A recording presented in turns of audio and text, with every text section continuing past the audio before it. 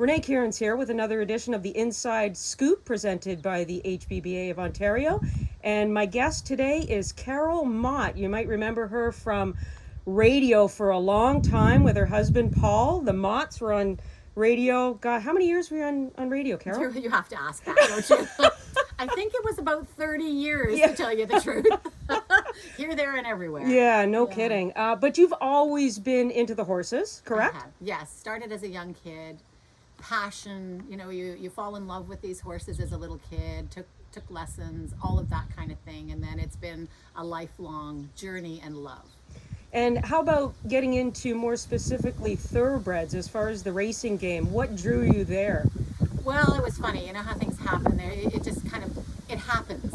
We had a horse that was off the track, that had a slight injury, that we were going to rehab and turn into a hunter, but it was going to take about a year. So we decided to breed her. So we bred her, had a lovely little foal, and then that was the beginning of it, because she was, the horse was bred to race, had the bloodlines, and we did that a few times now. And now we have Royal City Rain, who is with you, and it's exciting. It's just, it's part of what we do. The other part is here at the Mott Equestrian Center, where we teach riding.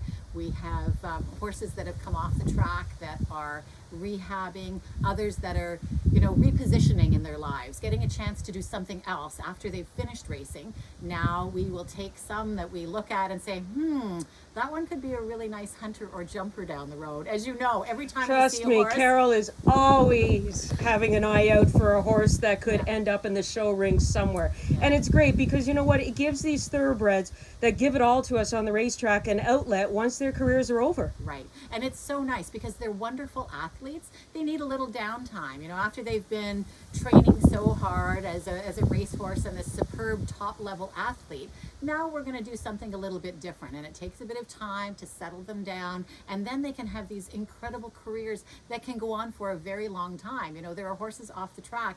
I have one here that is 17. He's still in the jumper ring, Stray Cat Stride, that you ride and and have shown. Daniel Callahan trained him. Yes. And he is a lovely horse now. He was a pistol when he came off the track, but he did settle down, and he is now in our lesson program, and he's a wonderful horse. So that's just one example.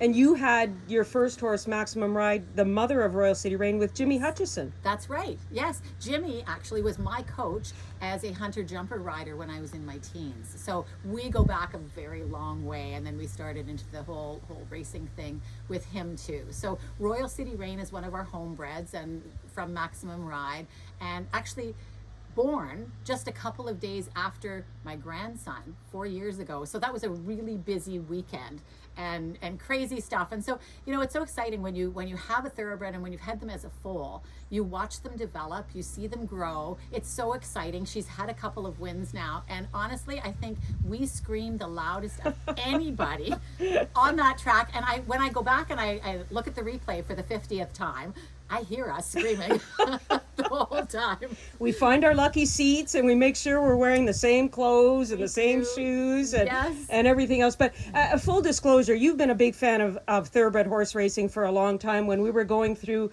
back in 2012, the slots program that was coming to an end. I know Sue Leslie, who was the head of Oriya, you had her on your program quite a few times to talk about what was the future of horse racing after the slots program had been eliminated. Yeah, it was pretty dire at that time. We spoke to so many people involved in racing and on the periphery, there's communities that do well because of people who are breeders in their own farms, people that buy trucks and people that buy feed and tack. And there's numerous things that help communities grow based on this. And the government at the time just wasn't going to have any of it. They tried to position it that it was just all these rich people that had horses.